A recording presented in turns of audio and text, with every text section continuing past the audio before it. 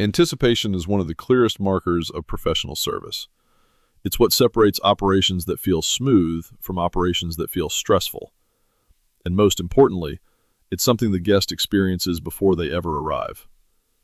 In this session, we're going to focus on what it means to lead teams that don't wait, but think ahead. Working with frontline teams across different environments, one of the most consistent differences I've seen is this. Some teams wait, other teams anticipate. The teams that wait respond when something happens. The teams that anticipate prepare before it happens. And here's what's important. Guests don't always notice anticipation when it's done well, but they always feel it when it's missing. They feel it in confusion.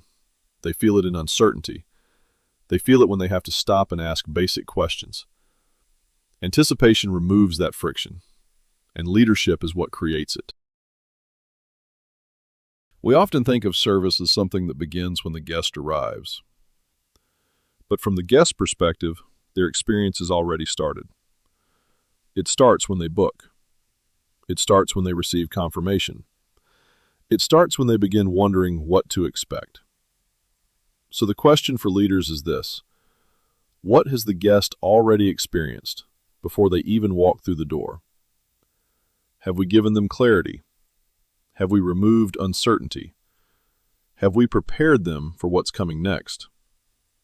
If not, then we are already behind. When guests arrive unsure, they start working. They have to figure things out. They have to ask questions. They have to navigate uncertainty. And every time that happens, we've added effort to their experience. Strong operations remove that effort. They answer questions before they're asked. They guide the guest before confusion begins. They make the experience feel obvious and easy. Leadership on shift means asking, what might the guest be wondering right now? And how do we answer that before they have to ask? Uncertainty creates stress. Even small uncertainties. Where do I go? What happens next? Am I in the right place? These may seem like minor questions to us, but to the guest, they matter.